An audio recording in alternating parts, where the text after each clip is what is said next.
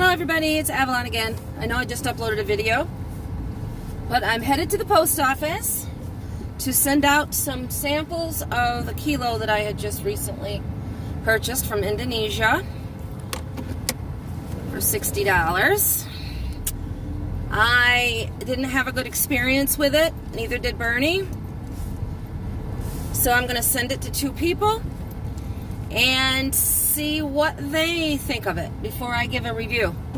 Because I've been sick lately, and I don't want that to have affected the way the kratom worked. So, but Bernie I gave him some last night, and he said it was hardly any pain relief and very little mood lift, which is not a good sign.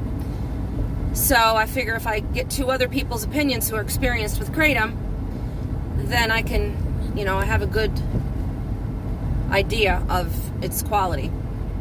And going forward, I will spend a little bit more money for kratom I know is really good.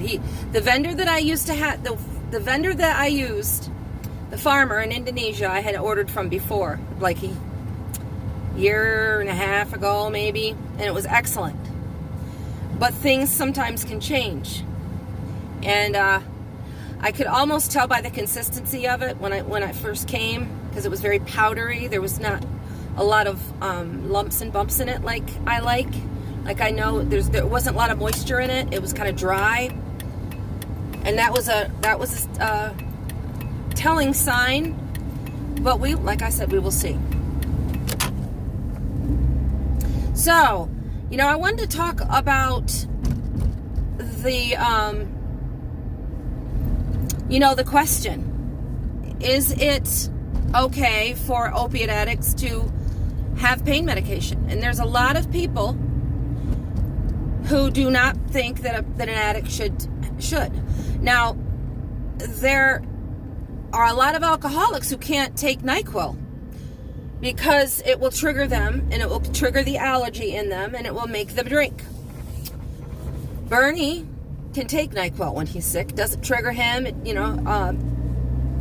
and so I think kind of the same goes with an addict. It just depends on the addict themselves. If getting a shot of morphine in the hospital is going to trigger you, I think it's safe, if you're going to have pain medication, to set up a lot of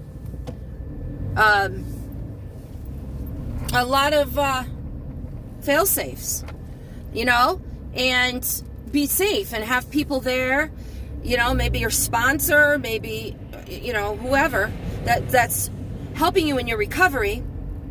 And as I told you in the last video about my best friend who had surgery and she took home a script of pain meds, I think that, and for her to hold them herself, I think was a little foolish, because I know what an addict she is, and I know I used with her, and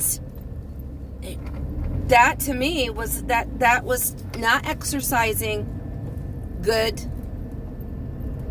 recovery skills. Because listen, I've said it 1,000 times. I couldn't have a script of pain medication at my disposal, just sitting there looking at me, and talking to me and singing to me and lulling me, whispering sweet nothings into my addiction ear. And she was very lucky that when she thought, maybe I should take another one, that she had enough recovery in her that she was able to withstand that temptation and get rid of the script. I can't say that I would have been able to do that. I can't say that you would. I think, being honest is what we need, to do. I could say, I have 5 years, I'm beyond that. I could have, and I hope that's not what she did. She's got 6. Because you'll never get to the point where you're not an addict anymore. You'll never get to the point where there's not danger. Danger, danger, Mr. Robinson. If you don't know what that is, then you're not an old person like me. So You know, we need to be responsible and not foolish in our decision making. And be honest. Like, I as soon as I was given the morphine, I sent Bernie a text and told him.